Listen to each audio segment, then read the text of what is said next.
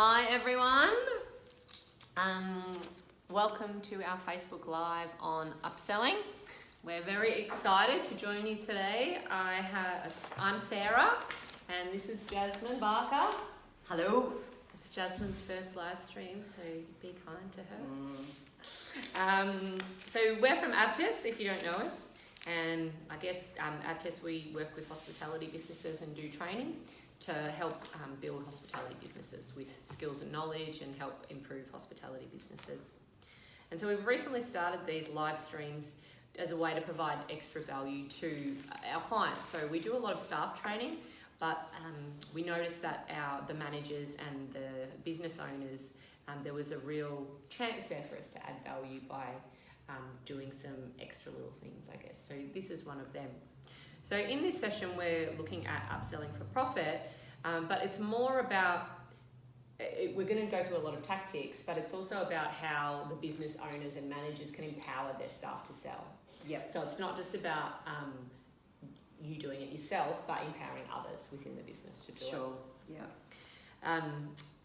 So we hope, I guess, the aim of this is for managers and business owners to, reduce your stress, increase profits, make staff performance management a bit easier, get some systems improve staff morale. Yes. Yep. People are always happier when they're, getting praised and doing their job properly. Bums on seats. So, if you're joining us today, do say hello, give us a wave or a like as you pop in, and put a comment in or a question if you have one. And I guess this is a chance for me to invite you to, if you're watching this, to invite you to join our private Facebook group. It's called Hospitality Business Success Group, and it is for hospitality business owners and managers to, I guess, connect, learn and share. So this is the type of stuff that we share in there, as well as a chance to connect with other like-minded business owners. So in this session, like I mentioned, we're looking at empowering your staff for selling, and we'll be covering things like what the opportunities for selling are, different types of selling, how menu design impacts sales, and a lot about, I guess, the customer interaction side of things, so establishing that rapport and using databases and CRMs to help with that. So I think we can get going now. Hi to everyone who's watching. Again, if you pop in, do say hello, pop us a comment, and we'll get going with the session. And I guess, so why should you care about upselling?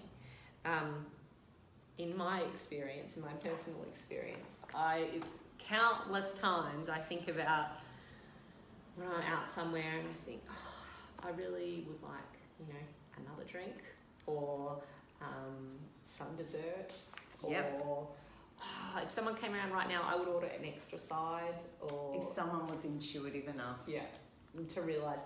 Or not even intuitive, like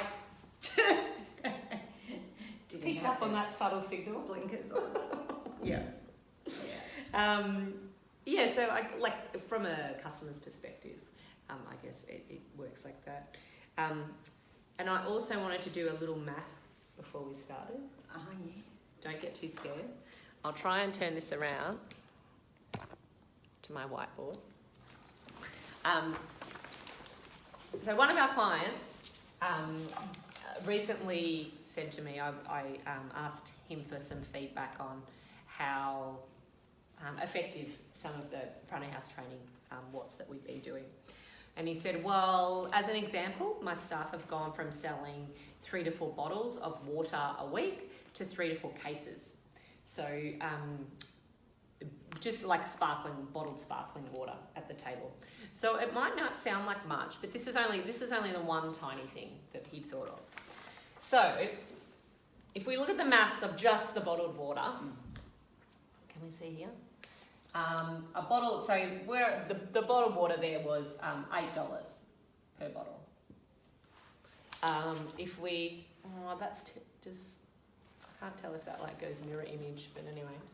So if we do $8 per bottle, say, you know, it costs $2, so so we're looking at probably $6 per bottle profit. We won't take into account any variable costs and the like. But let's do that. So $6 profit per bottle.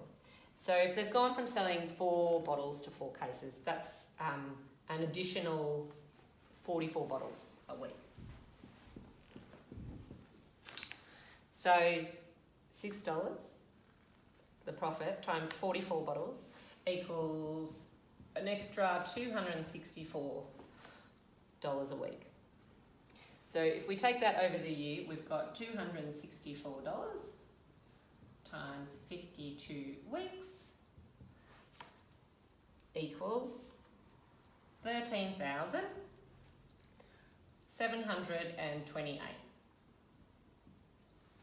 So it's not an insignificant amount when we're thinking about it. That's per staff member, and that's just for water. So I guess if you think about it that way, like who thinks an extra $13,000, or nearly 14, per staff member per year would, you know, help or be good? Not to be sniffed at. Not to be sniffed at. So that's only one little thing. But I thought it's worth thinking about, you know, those, it adds up over time. Yeah. Even small things That's here only and one there. product. That's That's only one right. product, exactly. So I know we're going to be looking at, I guess, 3 aspects to upselling today, and they are the tools that you need to provide as a boss, product knowledge, so staff product knowledge, and the customer experience and customer service. But I just thought before we started going into that, we could have a quick chat about mindset. So I know probably a lot of staff, frontline staff, especially junior staff, can feel quite intimidated by selling. Absolutely. Yeah. And so how do you usually introduce the subject to them? Like, feel quite icky about it, be scared about someone's reaction or pressuring someone into stuff. But I guess I like to think of it as you're not pushing something on someone. You don't want someone to buy something they don't want. All you're doing is helping them make a decision. Correct. A yes or no decision. That's it. We have this available. Do you want it, yes or no? Absolutely. Yeah. I think the most important thing is, and they tie together that product knowledge and tools. I always say that you can teach anybody hospitality skills, really, but you can't teach them how to engage with a customer. Yeah, you've either got it or you don't. Yeah. From the outset. That personality. But what you can do, if they have it, is build on that. And the tool that you give them is confidence. You know, confidence to use their own discretion, confidence in your support, but confidence because they know what they're selling. Yeah. I think, you know, to sell your menu or your wine list or your beverage list, it's absolutely imperative that the staff member knows it and they know it inside out. So when we're talking about menu items, particularly, they need to know the ingredients, the origin of the ingredients. They need to know the preparation method of the menu item. They need to know the cooking method. They need to know portion sizes, and they need to know any allergens or dietary and that goes issues. to the ingredients, doesn't it? Absolutely. So, yeah, for sure, related to that. So without that knowledge, they're kind of flying blind, aren't they? Yeah. You know, it's very difficult to give a rich and vivid description of something, which, let's face it, a rich and vivid description of something is what's going to sell it. You know, you create a story around a menu item and that sells it to the customer. You had that example that you were telling me about in the lamb, for example. It's like, you know, if all of a sudden, you know, you've created this environment where a staff member arrives 15 minutes, remember back in the old days when you used to arrive 15 minutes early to your shift, and has that conversation, starts that dialogue with the kitchen. Okay, the lamb backstrap special. How are the roasted baby beets done? all of a sudden they're marinated in raspberry, and they've got a black peppercorn crust. You know, they've got this lovely sweet and sour flavour, and the goat's cheese cuts through that. And then all of a sudden you're creating a picture. The person... The lambs from a local farm. Correct. You know, Yeah. fed on saltbush. Yeah, absolutely. From the coast, the coastal saltbush. That's it. Because people love a story around a meal, and all of a sudden you've painted a picture for them that they wouldn't have if they just read lamb backstrap, green beans and baby beans. Yeah. You know. And I guess, you know, how frustrating is it for customers, and also, I guess, how it affects their confidence in the person selling to them if they ask a question about even a simple one. And, you know, these, I guess, from the most common is to do with allergies or intolerances. So, you know, is this gluten-free, or does this contain nuts, or does this contain egg, or something like that. Absolutely. That's like at the basic end, really. But and it's, you know, and when we'll get into this, we are going to get into that sort of customer engagement and building rapport. Let's get into it. But we were talking yesterday, and I said there's nothing worse than when you're sitting at a table and your waiter has you engaged, and all of a sudden you ask a question they can't answer. You know, is this gluten-free? I don't ask it. Yeah. I eat anything. But you know, but they have to, or you know, how is it cooked? And they have to say, I'll go and ask the chef. And all of a sudden, they've broken that engagement and they've lost. And it. like at the root of it, the trust. And so you're like, oh. Yeah, so can I really, you're not as across it as I thought you were. Yeah, which can really affect, I guess. Yeah. So that's that's product knowledge. Was there anything else you wanted to touch on with that? Yeah, I think it's really important for all business owners, managers, to start fostering that product knowledge from the onboarding stage of your staff. Yeah. So we're talking from induction. Setting those expectations. And induction should include, you know, tastings of food. Induction should include, you know, thoroughly going through your menu and having them, because it's in your best interest.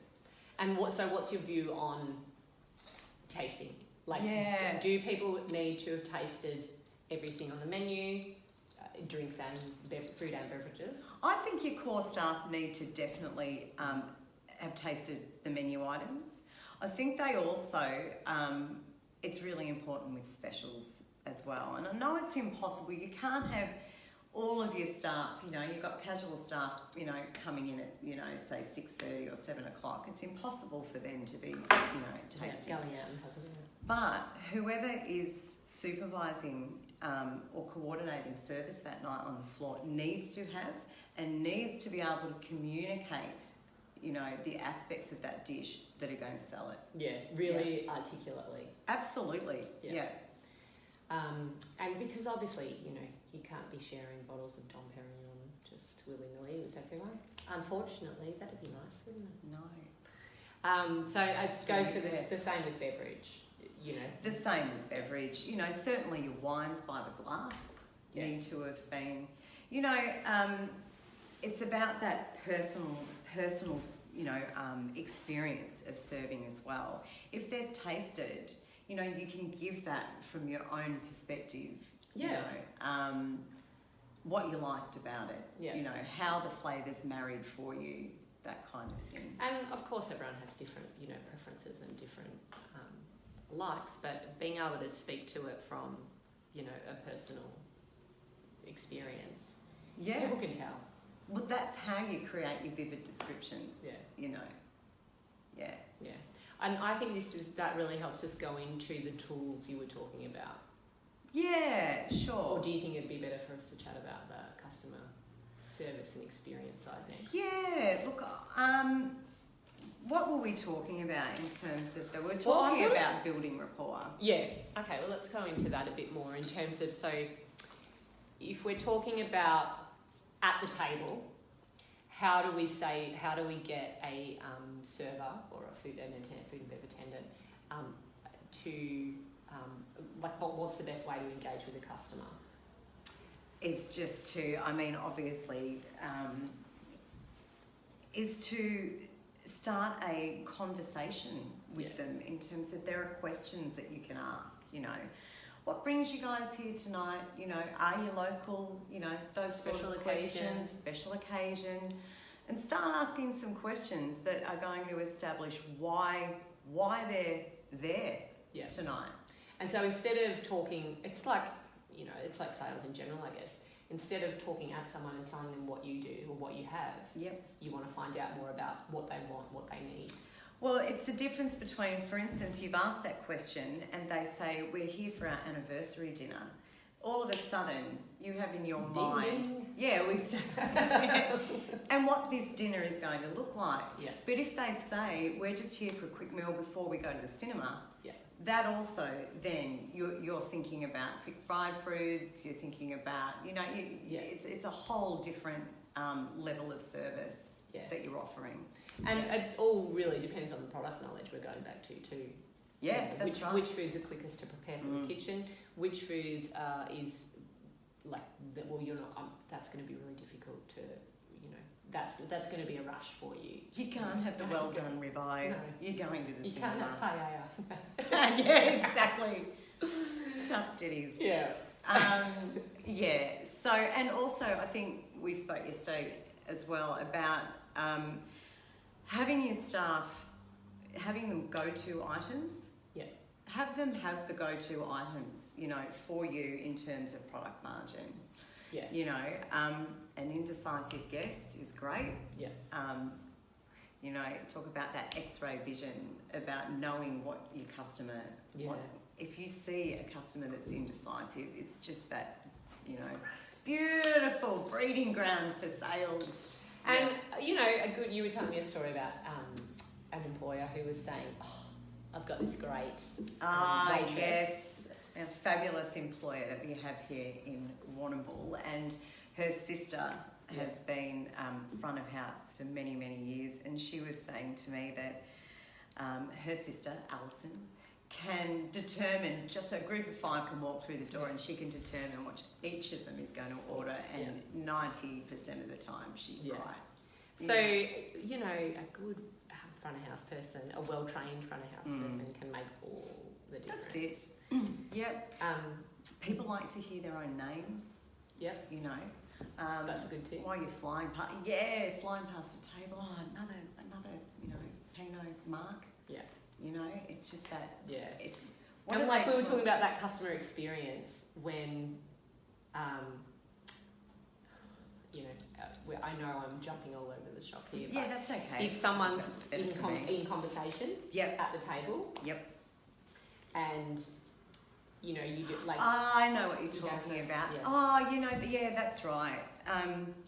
But that then leads us to that big can of worms between counter service only, a combination of both, and floor service, you know, and table service. Why don't we talk about quickly, if you just mentioned, like, I guess the 3 types of selling you were telling me about. Suggestive. So we're talking about passive selling, direct selling, and suggestive selling. Like, what's an example of each of those? So passive selling is like you've done no work for it. You're basically responding to a customer request. Yeah. Well, but like you said, indecisive. Oh, what should I get? What wine would go nice with that? Or I can't choose between this or this. That's it. But that's right. But you haven't got the sale because you know, elicited it. Yeah. You've got it because somebody wants something from you. Yeah. But if you hadn't have been there to answer it, they might have been indecisive and not chosen anything. Yes. Oh, don't get me started on really that's a whole other thesis wine lists and thesis menus. That's, you know, a thing in, you know, an indecisive mind does not make a can't choose. Get bogged down in indecision and you decide not to. Especially with desserts. Keep your dessert list 5 items at the most. Yeah. Well, that allows us to talk about how menu design can affect selling. So why don't we have a quick chat about that? So just some tips you said, like, so length of menu? Menu, absolutely. And then I think, you know, the most important thing in terms of upselling the food from a front of house perspective is in menu design, is that they need to be able to, the dishes need to complement each other. You know, I was saying there's no point if you've got a modern Australian menu where you're where you have influence from, you know, you've got Asian influence, you've got Indian influence, you've got, you know, Mediterranean, but your sides don't match your mains, you know. There's no point in, you know, trying to upsell rosemary garlic roasted potatoes to a lamb korma. There's, you know. Yeah. So, in terms of menu design, that's going to really reduce people's confidence in your. Do you know what I mean? Yeah.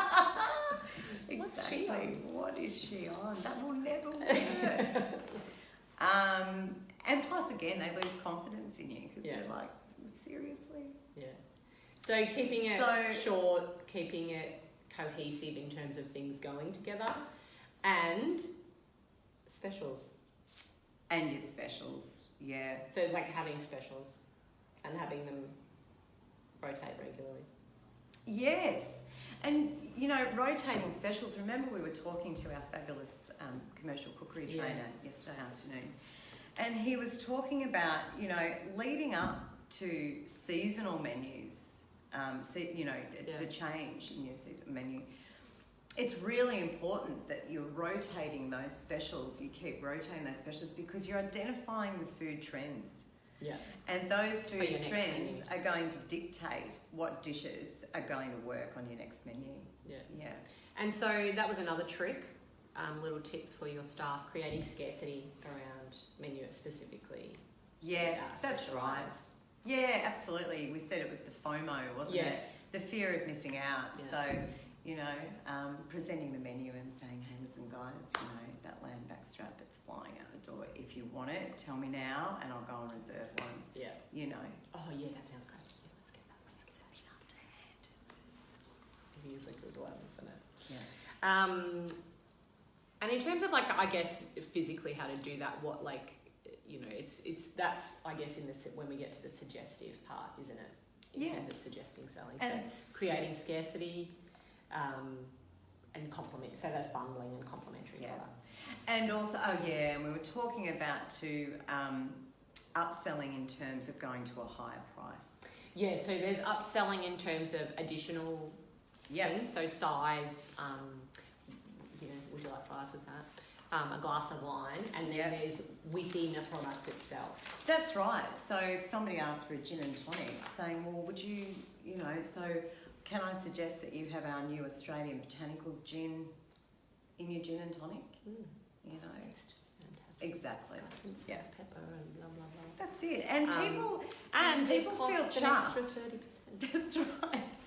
But people are actually they feel chuffed that you think that they're in that, you know. Yes. So it goes to that building rapport and their self-esteem, because a lot of it's about self-esteem. That's it. We won't go into that psychology. And it's not, selling is not also, and it's important that I say that, it's not about baffling people with bullshit and smoke and mirrors, because what you want is to create customer loyalty, and you want, you know, you want their return customers. So it's not about necessarily making the most money on that sale at that time. That's right. It's about building that customer lifetime value. Spending the time getting to know what their dietary requirements are, that kind of thing, remembering it for the next time they're in, and saying, hey, you'll love the special because... Yeah, and is that, we did talk about CRM, so the CRM is a customer relationship management tool, and a lot of you probably have these to do with your POS system or something like that. Is that where do you encounter them most?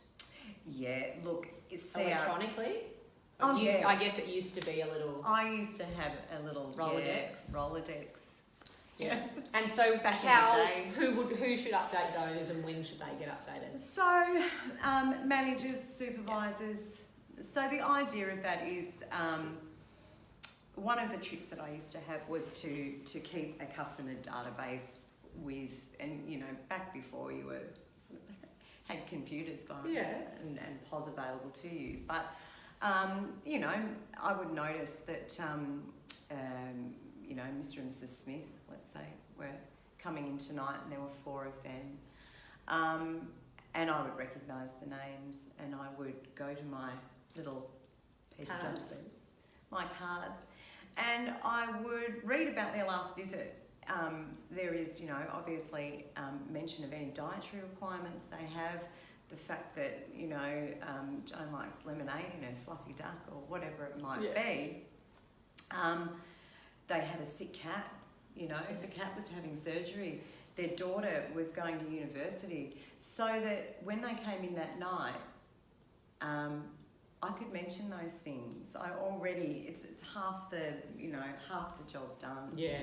And is that something you would, at the end of each shift, or maybe, I don't know, the end of a week, like how often would you, and you'd go and have a look through the bookings and go, oh, I've got, you know, they're a regular, I'll go and just put a couple of notes, or just if you thought I'd do it after reconciliation.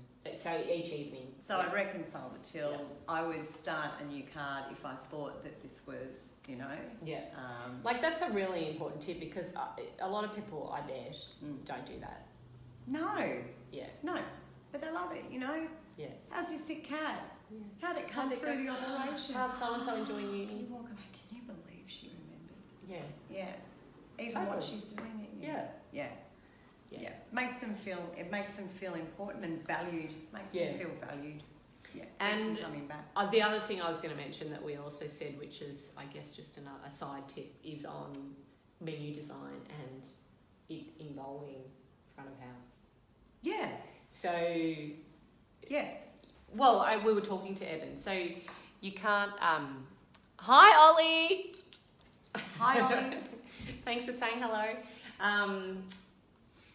He was saying you can't sell your menu, especially specials. You can't sell them without front of house. No. So it's a real team effort between the kitchen and the front of house Absolutely. teams, and it's creating that dialogue and that input and feedback. And, that's right. I mean, obviously the chef's has a lot of ideas themselves, and they want to own that process. Yes. And not only that, you know, these days with POS sales data and that kind of thing, chefs really have much more information in terms of trends and what's working out. But they don't have to remember it all. Yeah. You know. Yeah. It's not relying on that anecdotal. That's it. There's statistics there. That's right. Yeah. And you know, it breaks it down. You know, you can know what sides are being sold with what dishes, that kind of thing, what drinks. So that's, I guess, importance of looking at the POS history, really and utilising that data that you have POS access history to. is so valuable. That I'd say that if you've got a prehistoric POS system, update, and really, you know, you pay sometimes to get the support of those brands, those companies, like for the training and stuff like that. Yeah, that's right. And so, it's really worth harnessing the information that they can provide and having it work for you. And the forecasting and all of that. Yeah, well, I was just going to say the other part to that is, I guess, related to marketing in that, as well as using your POS data, I mean, have a look at your reviews and your social media and your customer feedback and are you surveying your customers and all that type of stuff.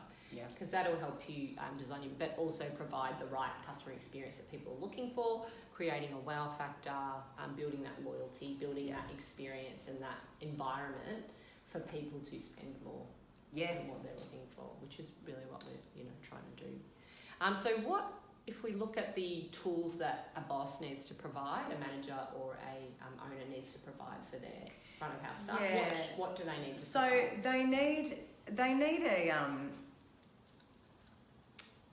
they need to have, for instance, specials need to be available for reference, I think. It depends what sort of business it is, but if you've got young casual staff that are giving specials at the table, it's great for them to be able to have a board or something visual to reference to, as a prompt. Or have them written down. Yeah. Old school, back of the docket book's always a brilliant one.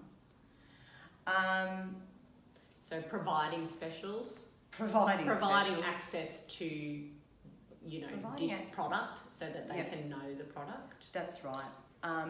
And ensuring that those lines of communication are open between the kitchen and front of house, because often it's not the case. Yeah. And there's,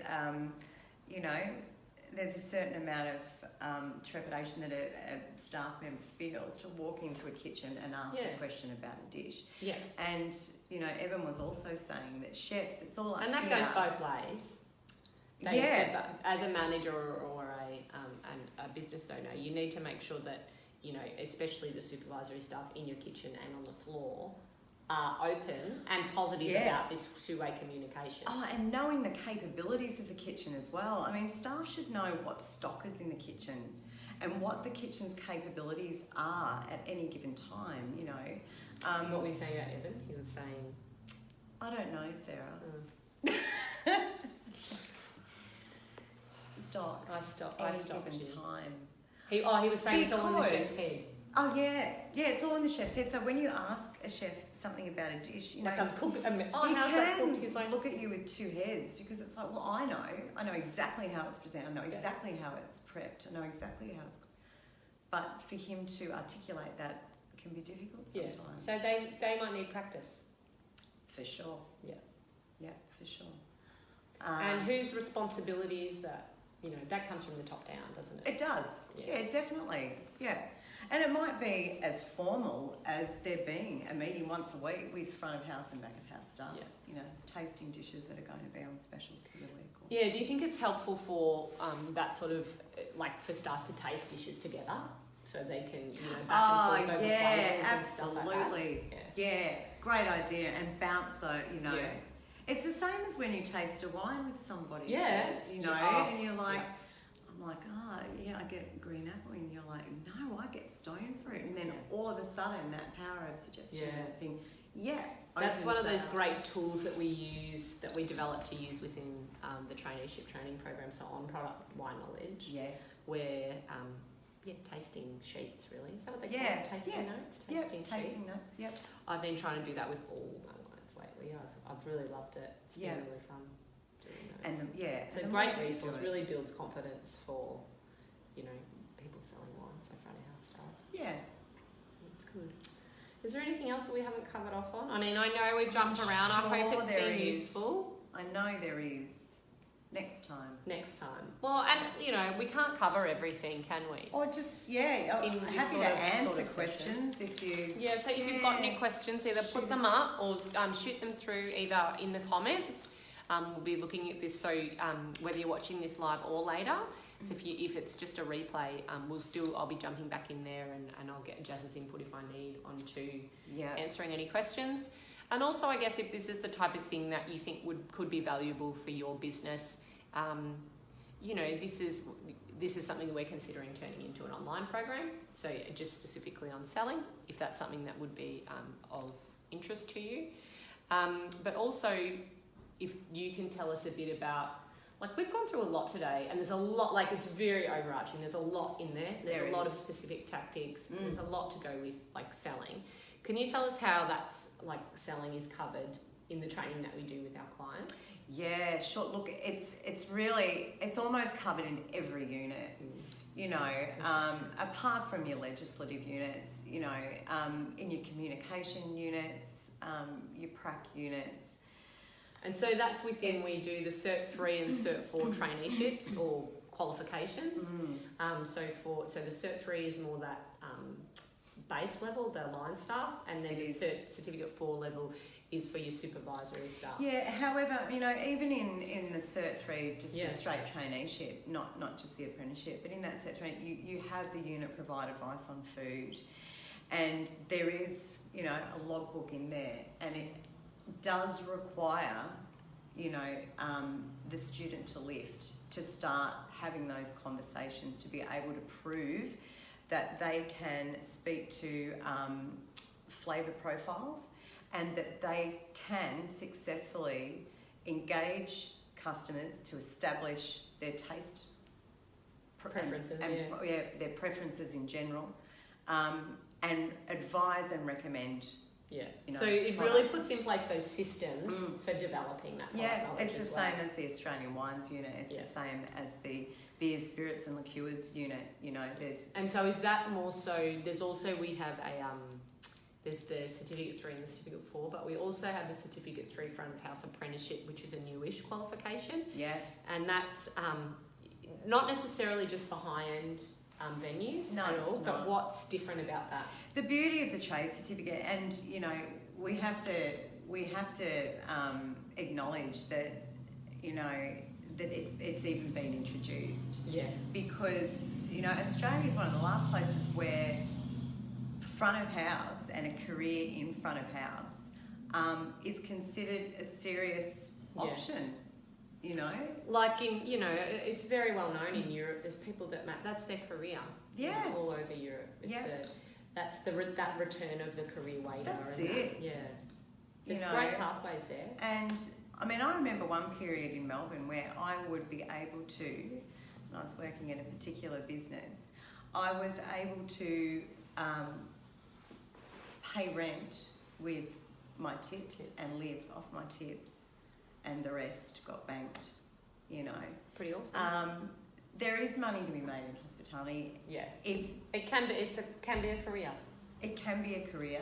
And so, you know, what I would suggest about that trade certificate is it really is for people that you feel that you are going to invest in, that you're going to get longevity out of. Yeah, and that are interested in pursuing sort of, not necessarily a career forever, but have an interest in the industry and, you know, want to stay in it. And do want a bit work, like it's not, they're not just a casual side, you know, side hustle or whatever. Yeah. So if that's something that you're interested in, please get in touch. We can chat more about the type of strategy we use with our clients.